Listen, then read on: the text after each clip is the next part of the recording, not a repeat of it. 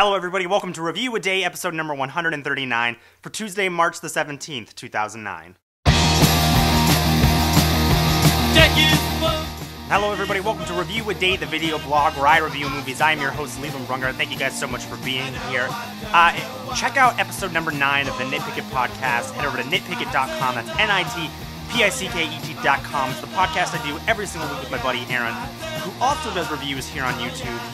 His YouTube URL is youtube.com/Durden85. He's one of the few people I subscribe to, so if you go to my page, you can find him there. This week we sat down and we talked all about Watchmen and about Synecdoche, New York, which I reviewed yesterday. So head over to nitpicket.com or on iTunes and subscribe to the podcast every single week. We'll have a good show out next week.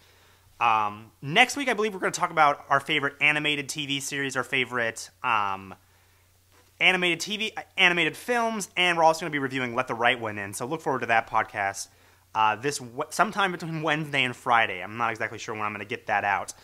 But the film I'm going to be reviewing for you guys today is I've Loved You So Long. And this is a French film that got nominated for Best Foreign Film at the Golden Globes.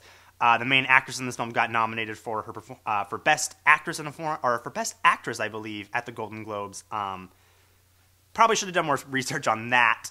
But this film is written and directed by Philippe Claudet, who I'm not super familiar with. The film stars Kristen Scott Thomas, Elsa Zilberstein, Sergei Hazanavicius, and Lauren Gravy. I'm sure everyone likes it when I try to pronounce the foreign names, because I fucking hate it.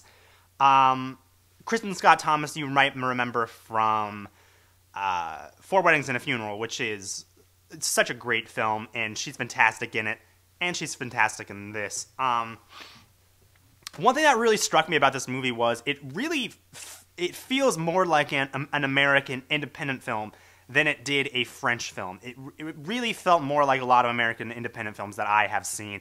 It really felt a lot like something you would see David Gordon Green do, like All the Real Girls or Snow Angels, something like that. These really quiet character pieces, they have a very indie feel to them, that indie sensibility.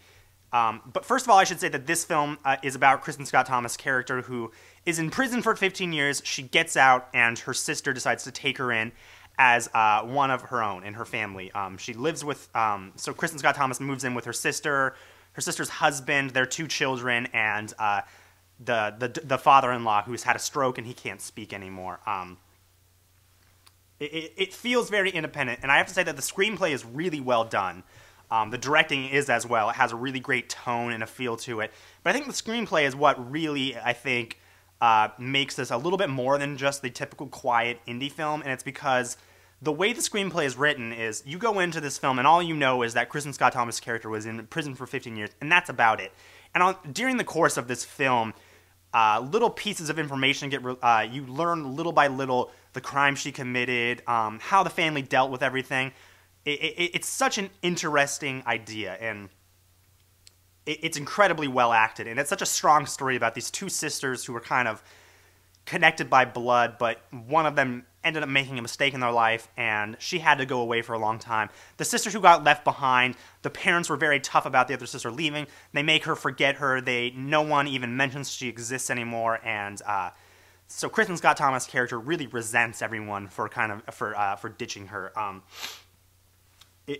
Like I said, Kristen Scott Thomas is pretty phenomenal in this film, as is Elsa Zilberstein, who plays her sister. Kristen Scott Thomas is just wonderful in this movie. I've been thinking a lot about kind of vacant performances, and I'm really thinking about Kristen Scott Thomas in this film. I'm reminded of Dr. Manhattan in Watchmen, Billy Crudup's performance, or Javier Bardem in No Country for Old Men. These characters that really don't have very much emotion, and they're kind of vacant. And it takes a truly great actor, I think, to pull that off, where they're doing almost nothing, but they're saying so much with it. And every single second in this movie, Kristen Scott Thomas is vacant and kind of not a lot of expression, but you feel those 15 years where she was in prison. You feel her. You feel every single thing she's feeling.